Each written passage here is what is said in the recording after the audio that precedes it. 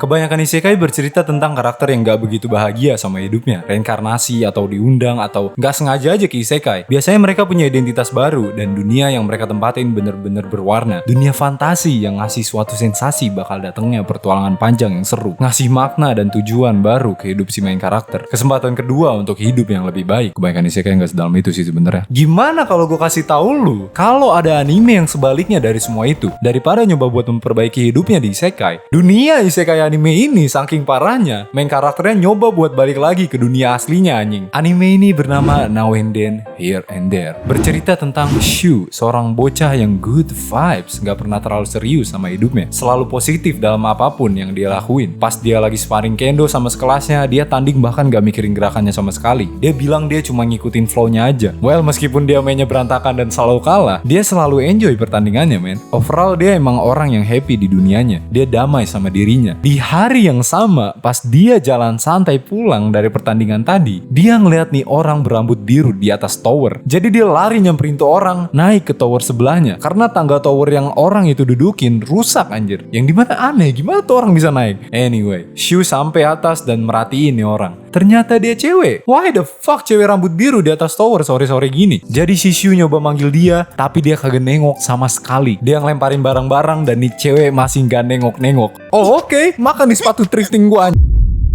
Si cewek nengok serem. Shu ngomong, si cewek masih gak respon. Tiba-tiba dia nunjuk ke sesuatu. Nunjuk kemana tuh cewek? Laut. Apa lu? Eren Yeager? Punya banyak musuh lu? Sorry, gue lebih ngarah ke Thorfinn. Ternyata si cewek nunjuk ke pemandangan sunsetnya. Shu asumsi aja kalau dia lagi nikmatin pemandangan di tower. Shu mulai cerita lingkungan rumahnya, hal yang seru di sekitarnya. Karena kelihatannya nih cewek tuh kayak seorang turis gitu loh. Seiring Shu cerita, nih cewek kelihatan kaget kayak baru pertama kali ngeliat orang yang sepositif Shu. By the way, cewek ini namanya Lalaru. Percaya sama gua, lu gak bakal lupa sama nama nih cewek. Karena gak cuma cewek ini penting banget di cerita ini, tapi juga karena si Shu bakalan nyebut nih cewek mulu anjir.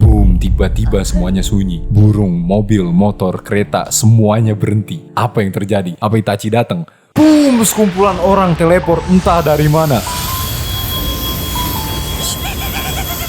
Datang buat nyulik si Lalaru. Si Shu nyoba buat nyelamatin, tapi dia gagal. Akhirnya, mereka teleport kembali ngebawa Lalaru. Tapi si Shu masuk ke jarak ledakan teleport itu, jadi dia ikut teleport juga. Dan di sini kelihatan jelas kalau si Shu gak pernah main Valorant anjing. Anyway, Shu teleport ke bangunan besar ini dan langsung kabur sama Lalaru. Bukannya ada magic sama ciwi-ciwi elf di dunia ini, ternyata tempat militer yang penuh sama tentara bocah. Ini anime tentang apa, boy? Shu dan Lalaru kepisah dan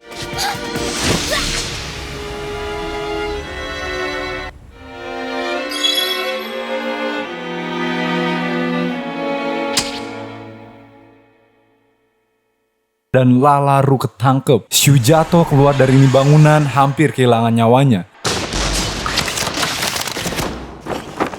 Dan dia ngeliat dunia ini.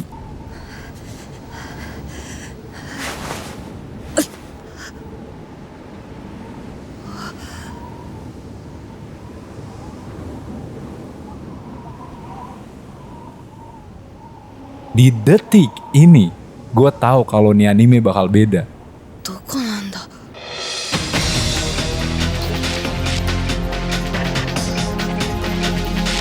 Dan udah kerasa vibes-nya. Kalau nih anime gak bakal bikin gue happy anjing. Gue gak bakal lanjut cerita anime ini dari sekarang karena gue rekomendasiin lu buat nonton sendiri. Tapi gue bakal spoiler kecil, gak yang penting-penting banget buat nge-review biar lu tahu apa sih gambaran inti tentang anime ini. Masalahnya, lu gak bakal tahu cerita anime ini bakal kemana. Jadi kalau gue cerita hal yang kecil pun itu agak spoiler anjir. Bodoh amat banyak bacot lu binan. Oke. Gua rekap ceritanya. Intinya cerita anime ini tuh tentang Shu, bocah polos positif yang gak sengaja pindah ke dunia lain karena nyoba buat nyelamatin cewek. Bagian parahnya adalah yang kayak gue bilang tadi, dunia ini intinya suram. Gak ada magic, waifu, MC jadi overpower, gak ada. Tapi malah diteleportin ke dunia yang isinya perang, prajurit yang masih bocah di mana-mana, sumber daya terbatas. Shu jatuh keluar dari bangunan dan ngeliat dunianya cuman full pasir dengan panas yang cuma orang Bekasi ngerti anjir. Gue nonton di anime di Bekasi jadi gue dapet full experience-nya anjing. Meskipun Shu sadar kalau dia ada di dunia yang suram ini, cuma ada satu hal di pikiran dia. Menyelamatkan Lalaru. Sharing ceritanya lanjut, kita dikasih tahu kalau ternyata, ini agak spoiler, Llalaru bisa ngemanipulasiin air dari kalung liontin yang ada di lehernya. Jadi dia bisa ngebuat banyak air dari kalung itu, yang dimana lingkungan dunia ini butuhin banget. Dan ternyata itulah kenapa mereka mau nyulik dia. Masalahnya adalah tuh liontin hilang anjing, dan yang jadi tersangka ngilanginnya yaitu si Shu. So, itulah cerita utamanya.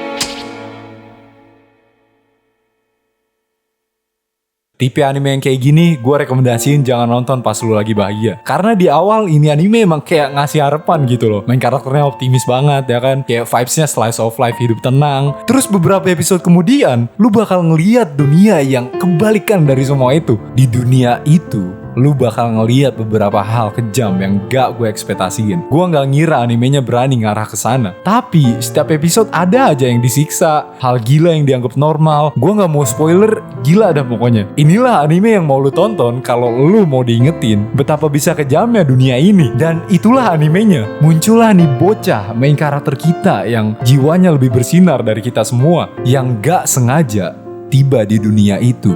Dan disinilah muncul pertanyaan, apa yang terjadi kalau orang yang sepositif dia hidup di dunia yang sekejam itu?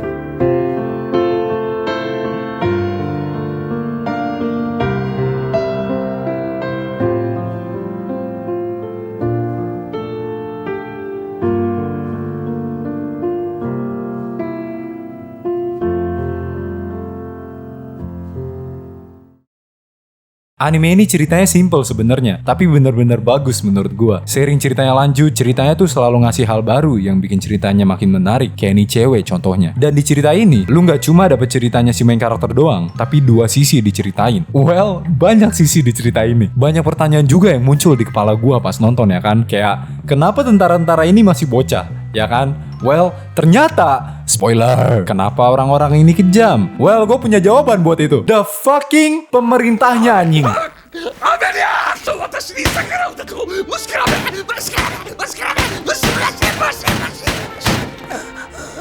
Semua kekejaman yang lu lihat di anime ini itu karena satu orang ini, King Hamdo. Yes, dia king. Dia pemimpin dari semua ini. Dia yang ngasih perintah semuanya. Dia egois, narsis. Lu bisa namain setiap dosa yang ada. Kemungkinan karakter ini udah ngelakuin dosa itu anjing. Dan gua ngeliat nih king, kagak ada king-kingnya anjing dari sifatnya. Kayak kenapa nih orang bisa jadi king di tempatnya? Nih sebenarnya mah orang-orangnya pada bener, tapi karena si kingnya aja yang gila. Mereka dari kecil cuma bisa ngelakuin perintah atasan, men. Shout out Indonesia by the way. Dan pas animenya perang, gue mikir kayak damn, perang kejam banget ya. Why the fuck manusia perang ya anjing? Dan nasib Shu, man. Bayangin men, bocah kayak dia dilempar ke dunia yang kayak gini. Hal-hal yang orang-orang ini lakuin ke dia, men. Apa dia bakal berubah? Apa semua harapan, sifat optimis dia bakal hancur? Well, tonton animenya. Shu tuh gimana ya ngejelasinnya? Dari awal nih karakter emang punya hati yang murni gitu loh. Dia cuma pengen ngebantu orang yang perlu dibantu. Meskipun dia lagi ngalamin penderitaan yang dunia ini kasih, hati dia tuh kayak gak berubah sama sekali. Kita cuma bisa mimpi punya 10% kebaikan dia, men. Udah jarang ada orang yang kayak dia di zaman kayak gini. Lu semua kagak ada yang bener. Apalagi kalau lu penonton channel ini. Kalau lu beneran orang baik, lu donate ke gua sekarang di saweria.com/robina. Kalau gua harus ngedeskripsiin anime ini dengan satu kata, pahit bakal jadi kata yang sempurna anjir. Pahit anjing gua nonton di anime. Setiap gua nonton kayak ada rasa kosong yang bener-bener kerasa di dunianya. Kagak ada berwarnanya sama sekali nih anime. Vibesnya kerasa beda aja gitu. Kayak gak ada harapan. Kan kalau lu denger kata isekai, lu mikirnya kayak nih dunia fantasi yang berwarna, tema magic, MC yang overpower, ciwi-ciwi dengan big bazooka, bla bla bla bla. Jadi pas gua nonton anime ini, gua mikir kayak mana hal-hal yang gua sebutin tadi anjing. Gue pas nonton malah kayak what the fuck, what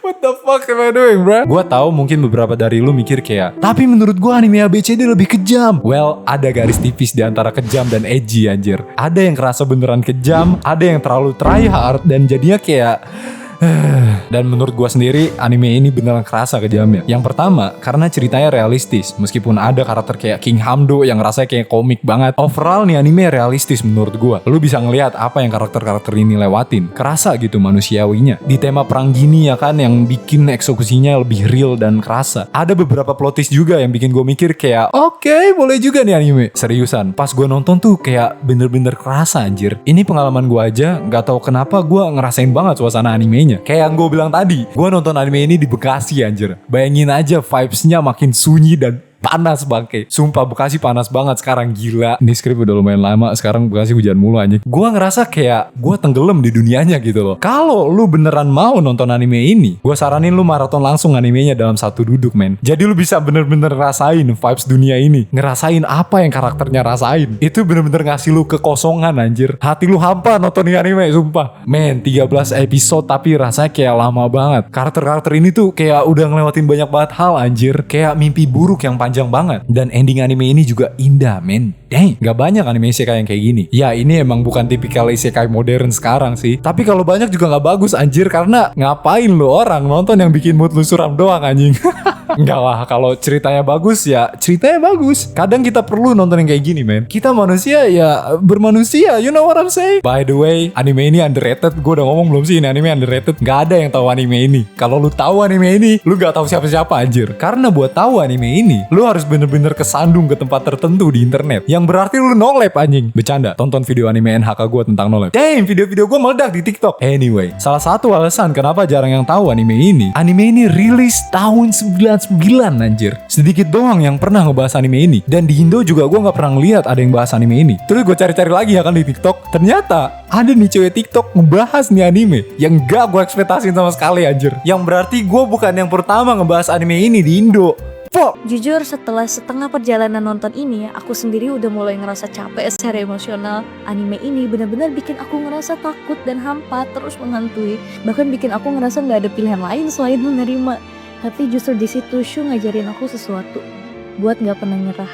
Yang menarik, anime ini bukan tentang menang atau kalah, tapi tentang bertahan. Karakter utamanya nunjukin bahwa bahkan di tengah kegelapan yang luar biasa, harapan adalah pilihan, bukan hasil. Harapan itu bisa kelihatan bodoh, bisa kelihatan gak berguna. Tapi selama kita gak nyerah, mungkin, dan cuma mungkin, kita bisa bikin dunia lebih baik. Gue harus cari lagi anime yang lebih terkubur anjir. Next time gue bahas anime underrated, itu bukan hidden gem lagi anjir, hidden bedrock. Gue bakal pastiin gak satupun dari lu pernah denger tuh anime. Kalau tuh anime ada anjing. Overall anime ini juga gak perfect sih. Ada beberapa aksi dan pilihan karakter yang bikin gue mikir kayak, kenapa lu gak ngelakuin ini? Kenapa lu gak ngelakuin itu? Kalau gue ceritain bakal spoiler, so tetep ini anime bagus. Kalau lu udah bosen sama tipikal isekai-isekai biasanya, tonton anime ini. Dah lah segitu aja. Next upload tahun depan. Bye!